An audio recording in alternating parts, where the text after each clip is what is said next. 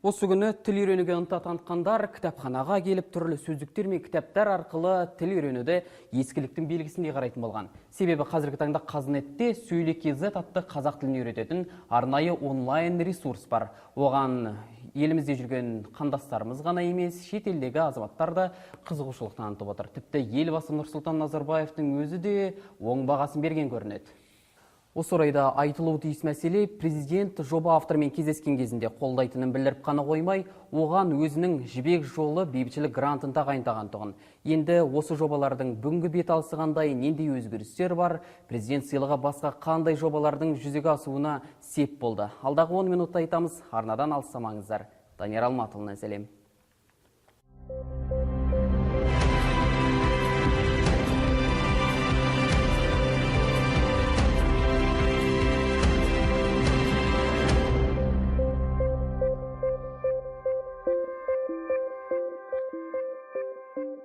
Елбасының қолдауымен 2008 жылы ашылған мемлекеттік тілді дамыту қоры қазір қанатын кеңге жайған. Осы күнге дейін 100-ден астам іс-шараға мұрындық болып, абыроймен атқарып шықты. Алайда тілді дамыту жиын тойлармен, алуан акциялармен шектелмеу керек. Цифрлық заманда кітап, журнал арқылы тіл үйретуге талпыну да ескіліктің белгісі. Мұны қор басшылығы жақсы біледі. Біліп қана қоймай іске асырып та жүр. Сөзіміздің дәлелі Сөйле.kz порталы. Онлайн ресурс әзірше орыс тілді қауымға арналған. Талапкерлер ең қарапайым сөздерді жаттаудан бастайды. Бара-бара тапсырмалар күрделене береді. Жоба авторлары оқушыларды грамматикалық сауаттылыққа тәрбиелеуді де ұмытпаған. Как проехать в аэропорт? Әуежайға қалай баруға болады? Қазақ тілін онлайн режимде ойнататын сайтымызды ашқанымызға міне 2 жылдан сәл асты. Осы 2 жылдың ішінде мен сізге айтайын, дүние жүзінен біздің сайтта қазақ тілін үйрететін сабақтардан да басқа түрлі қызметкер бар. Соларда пайдаланған адамдардың саны миллионнан асып кетті. Дүние жүзінен миллионнан астам адам кіріп, ал қазақ тілін үйрететін сабақтар ашылу үшін тіркелу қажет бізде. Бұл тіркелуді біз статистика жүргізу үшін жасап қойғанбызды, өзіміз мәліметі. Тіркеліп күнделік сабақ оқып жатқандардың саны бүгінгі таңда 50 мыңға жуықтап қалды осы 2 жылдың ішінде. Бұл деген нені көрсетеді? Бұл деген қазақ тіліне, Қазақстандағы мемлекеттік тілге деген азаматтарымыздың қызығушылығы бар, күннен күнге өсіп келе жатыр деген. Қазақ тілін үйрететін онлайн курсты жасау идеясы Азат Шауеевке тиесілі. Бірақ бағдарламаның өзін құрастырғанда белгілі лингвист ғалымдар мен филолог мамандарды тартқан екен. Тіл зерттеушілерінің араласқанын курстың методикасынан аңғаруға болады. Шетелдік тәжірибелерде жан-жақты зерделенгені байқалады. Осылайша қазақ тілін үйренуге ынта танытқандарға арналған сапалы сайт пайда болды. Өзге ресурстардағыдай ақылы да емес. Біз бұны халыққа ыңғайлы болсын деп мобильдік қосымшасын ашып қойдық. Андроидта осы 1 жылдан сәл астам ғана уақыт болды. 15 мыңға жуық адам жүктеп алды Андроидта. iOS-қа арналған қосымшаны жақында ғана аштық. Қазір 1-2 мыңдай адам жүктеді. Осы жақында 2-3 ай болды. Және ыңғайлы болсын деп біз балаларға арналған әдейі ішінде балаларға арналған қазақ тілі деп жасап қойдық. Ол балаларымызды мектепке дайындау, әліпбиден бастап балаларға санамақ үйрету, түрлі бастауышты класстың балаларын жан-жақты дамытатын сондай сайт жасап қойдық. Күнделікті ауызекі сөздерді үйренетін бөлекше тағы бір сөздік сөйле деген бір қосымшасын ашып қойдық. Сөйле.kz негізінен ауызекі тілді үйретуге арналған. Қазір еліміздегі өзге этника өкілдері ғана емес, шет мемлекеттерден де курсқа тіркеліп жатқандар бар.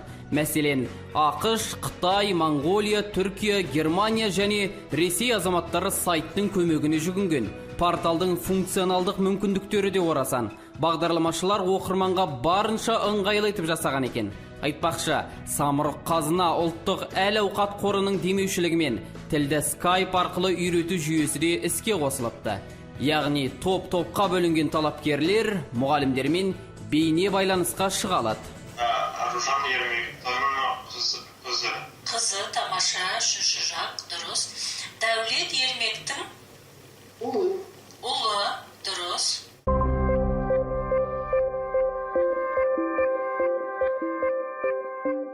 Қазақтың белгілі әндері бар.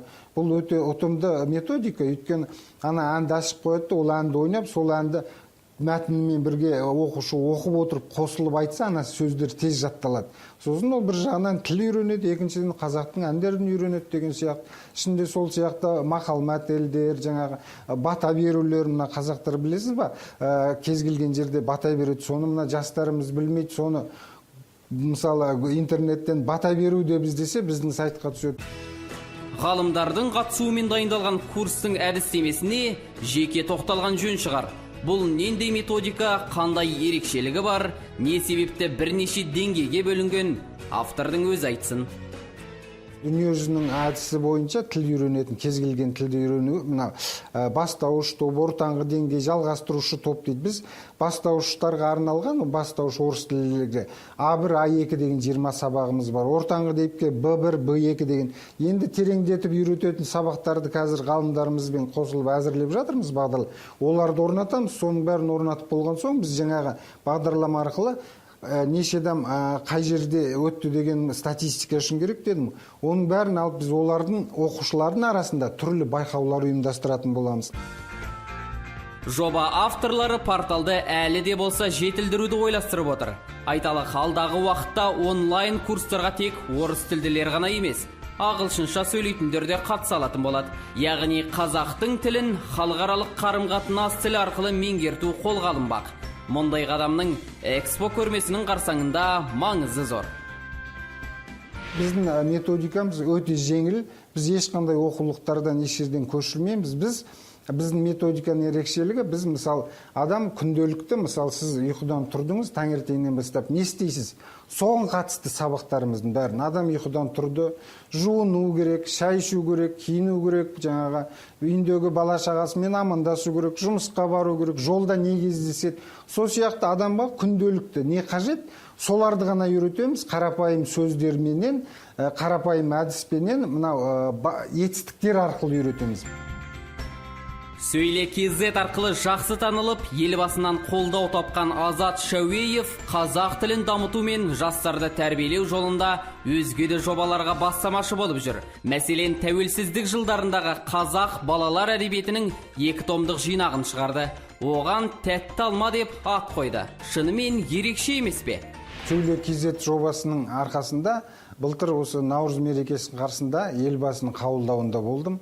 Осы үлкен ұлық мерекенің қарсаңында елбасы өзі алған Жібек жолы деген бейбітшілік сыйлығын алған өзінің жүлдесін, қаржылай жүлдесін тең жартысын біздің қорға бөліп берді да, мені шақырып, үлкен осындай қазақ тілін дамытуға байланысты, әсіресе мынау жастар мен өскелең ұрпақтың арасында насихаттауға байланысты түрлі жобалар жүзеге асыруға тапсырды. Елбасы арнайы бөлген қаржылай сыйлыққа Абай әлемі дейтін онлайн энциклопедия жасалды. Оның тұсаукесері ұлы ақынның 175 жылдығына қарсы Семей қаласында ұйымдастырылған еді.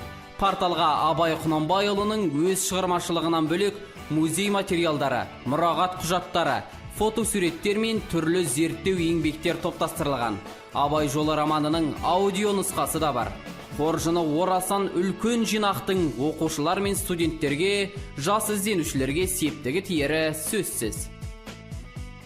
Технологияның дамыған кезеңі, біз балаларға өзіміз қанша кітаппен жұмыс істеңдер, үнемі кітапханада отырыңдар деп айтқанымызбен, балалар өздеріне уақытты үнемдеу үшін, мәліметтер тез алу үшін, осы мәліметтерді мынау интернеттен көп қолданады. Қазіргі кезде Абай әлемі порталы ашылды.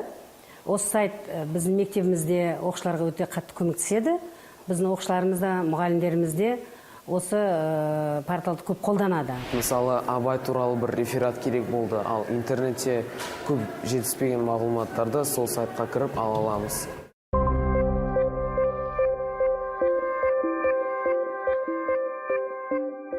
Сөйле KZ жобасын әзірлеушілер әрдайым ізден үстінде. Мәселен, Smart TV платформасы мен Skype арқылы оқуға қазір мүмкіндік жасалып қойған. Қысқасы, қазір тіл үйренуге барлық мүмкіндіктер бар. Соның бірі Сөйле KZ екен анық. Ақылды қаладан жаңа өзгеріс күтіңіздер, амандықтарыңызды тіледім.